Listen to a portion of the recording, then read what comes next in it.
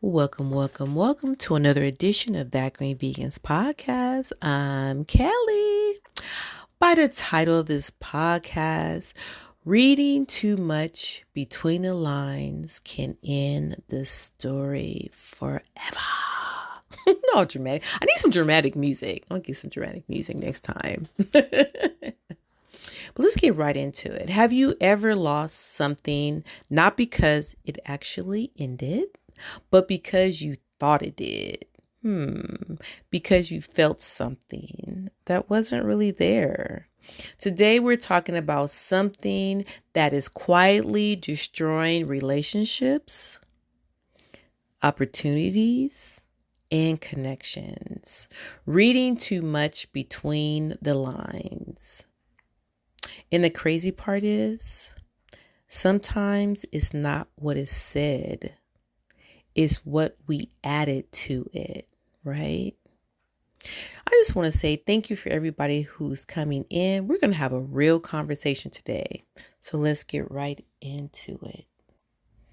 Let's just look. Why is this topic important? Let me tell you something. A lot of relationships don't end because of cheating or even betrayal. They end because of misunderstanding. Because someone said something simple and the other person heard something deeper. Not because it was there, but because in their mind they filled in the blanks.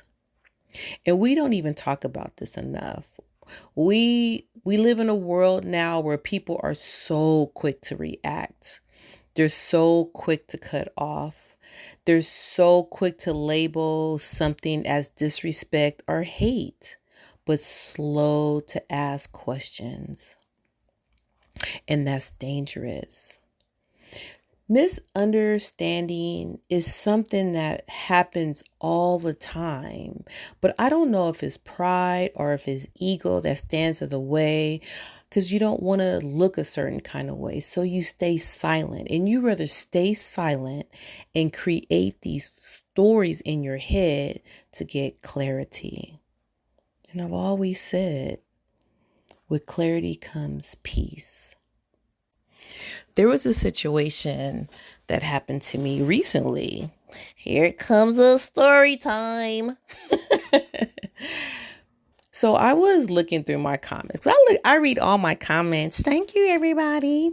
And this one particular comment, someone called me childlike, right? And so I thought it was great. And they put like little like little emojis, and I thought it was cute, right? And to me, I took it as a compliment, like, oh, this person calls me childlike. Because when I think of childlike, I think of childlike as joyful and free and playful and light energy. But another person, in their mind, they took it as childish. And you know that childlike and childish are two different meanings, completely different meanings. Because childish means immature, it means irresponsible, not serious. But instead of asking that person, what do you mean by that? It turned defensive, and it turned into protection. It turns into someone feeling like they had to step in and correct something that wasn't even wrong. And I realized in that moment, people don't always respond to what is said, but they respond to what they think is being said. In chat, I have to definitely concur, because I've been there. When you love somebody, you want to protect them, right? And sometimes you make up stories in your head if you feel like somebody is disrespecting them or someone doesn't mean them harm, right? So it was almost like I got to wear someone else's shoes, and I understand completely. And when I'm wrong, and I admit it, right? But that's how you save your relationships. If you really care about that person, You're going to ask questions. And if someone tries to, because like I said, sometimes emotions, and I've talked about this before, sometimes your emotions can get in the way, right? So you have to separate your emotions from logic. So someone calls someone that you care about a name, right? So you have to become logical and say, why? Ask the question, why did you say that? Because you'll find out, maybe you'll find out that it's not what you thought it was. And that leads into a lot of like miscommunication, right? Um, and I want to talk about texting for a second because it's the same thing with like texting, because I really believe that texting has probably ruined more connections than we realize, right? Because you have to know, just sending one word can just throw everything off balance, right? So you say, someone sends you something, right? And you say, okay. And depending on the person you send that to, that one word can turn into a whole argument, right? Because you'll have one person that read it like, she got an attitude. Like you saying, okay. But then someone else might read it like she don't care. Like, okay. But then you have another person that reads it like something's wrong, right? When really maybe you're just busy and you want to just acknowledge that person. Because what you have to realize in a text, there's no tone in a text. There's no facial expressions. There's no warmth, right? So what do people do? They fill in the blanks. And most people don't fill in the blanks with peace. They fill in the blanks with fear. You have certain people in this world. You have people who are texters. You have people who leave voice notes. You have people that do, FaceTime. You have your different kinds of people. And I think people who do FaceTimes, they're needy. No, what do you call it? No shade, Apple, but it's like you have to look at that person. You got to look at them to see what's going on. And I feel like a lot of times that comes from maybe some trauma. Not everybody, but it might come from a little trauma, because you really want to see that person. Like, you want to see everything. You want to see their facial expression. You want to see, because even with the tone, like your tone and your facial expression can really answer more questions than you really can think, right? And then you have people who are just texters. I mean, in this social media world, they're just used to texting, and it's hard because I have people like that in my life. They just text. I'm like, oh, you killing me, because I'm at home by myself, and I know they're at home by themselves. It's like, just call me, just call me, kind of thing. So everybody is different, but at the end of the day, you still can low-key fill in the blanks with things that's not even really there. So I even want to go deeper. Oh, we going deeper. We going layers down. Because this is where it gets really, really real, right? Sometimes it's not the message, but it's your mindset. If you're already hurt, you hear hurt. If you're already insecure, you hear rejection. And if you're already stressed, you hear pressure. See, a peaceful person and a wounded person, they can hear the same exact words and walk away with two different meanings. That's deep, right? And it's just like the okay. One word, depending on who the person is, can take it different ways. And this is how relationships end. It's not always a big fight. It's not always some kind of dramatic situation, but all from small misunderstandings that were never correct. Instead of asking, hey, what do you mean by that? We assume, we react, and we distance ourselves. Sometimes we even shut down. And sometimes we never are able to go back and fix it. All because we read too much between the lines. But you know me, I'm not going to open you up, have you open and just be like, bye. No, we're going to come up with some solutions. Okay. So we have to think. You guys know the problem, you know the situation, you know how it starts. So what can we do? How do we stop losing good things over misunderstandings? Number one, ask before you assume. So many times we just make an assumption about something because of our past, right? I was listening to someone recently and they were saying, well, you said this and it triggered something from a past relationship. It's like, whoa, whoa, whoa.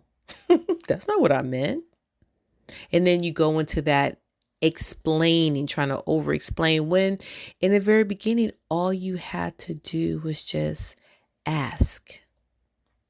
Number two, don't create a tone that wasn't given, right? So it's almost like that fight energy with energy. So if someone is coming to you with something, don't get hostile. Don't get upset. Don't yell, fight, and cuss with them. Match that energy. If someone comes to you with something, maybe you need to just keep the same tone going back and forth, right? Because you can destroy a relationship by your tone. Just think, if you've had a traumatic past where someone has like cussed you out or have been very violent towards you and you have this certain tone, that could trigger that person as well. So don't create tones that wasn't given. Find out. And how we find out? We ask. Number three, check yourself before you check somebody else. So when you feel in a certain kind of way and you feel that heat in your neck, you got to think, why am I feeling this way? Why is this doing it? Why am I feeling this way? Maybe some words that person said. So you have to be like, wait, take a deep breath and think, is this person or is this something else? And 10 times out of 10 is something else. How many times have you done that? You've went from 0 to 10 and then come to find out it's not what you think at all because of something from the past. So make sure you check yourself before you check somebody. And 4, give people room to explain. And that's when you go all the way back up to 1. Ask. Now, if you give people the room to explain and is what you think, okay, cool, you have validation. It's like, okay. But if it's something that you didn't know it was, like, or something that you thought it was, but come to find out it wasn't, to be like, ooh, I'm glad I didn't say nothing. I mean, you could say something afterwards, but, just let them know that it came across a certain kind of way. And maybe that would help the person later, because sometimes people, sometimes people are a little honest, a little raw. So you have to give people grace. Because you remember, everything is not an attack, and everything is not hate, and everything is not that deep. So I want you to really think about this, right? Just think about how many relationships, how many opportunities, how many connections have been lost forever because something was real. Because something was not real. Because it was misunderstood. In our minds, things seem like it's real. It's real to us, right? That's why you have to look into your mind. Is this real or is this something I'm making up? Because it could just be a misunderstanding.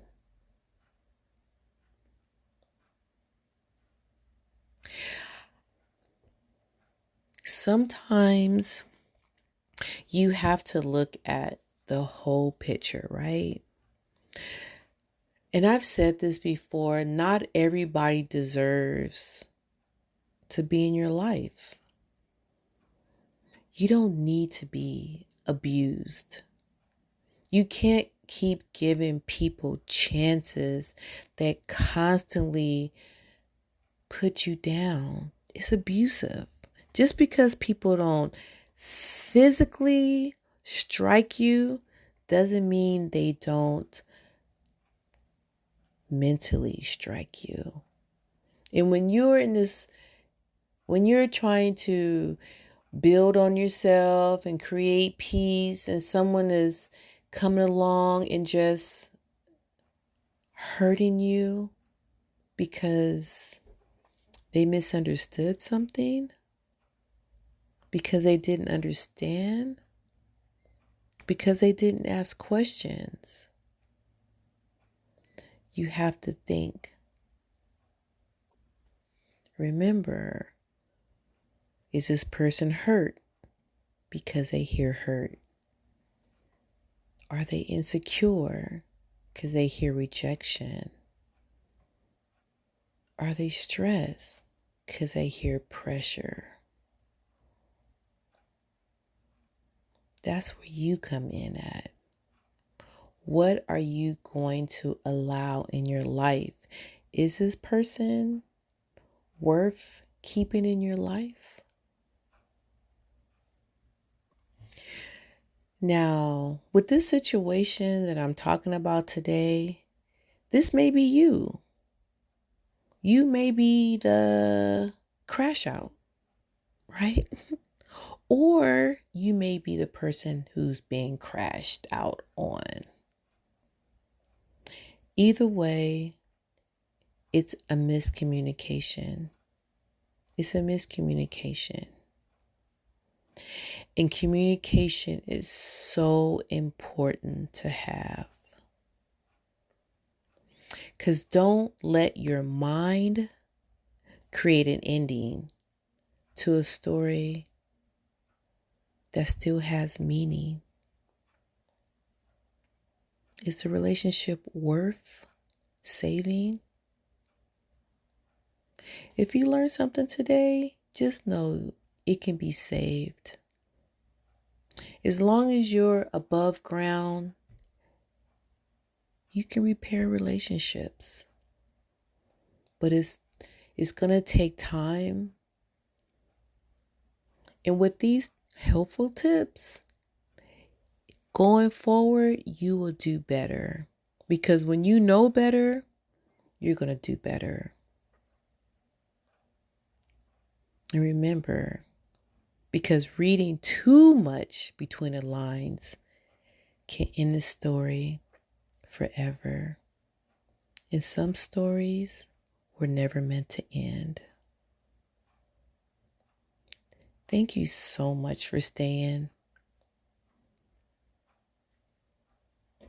You know what they say, when you know better, you should do better. And if no one has told you today that they love you, I love you. Mwah!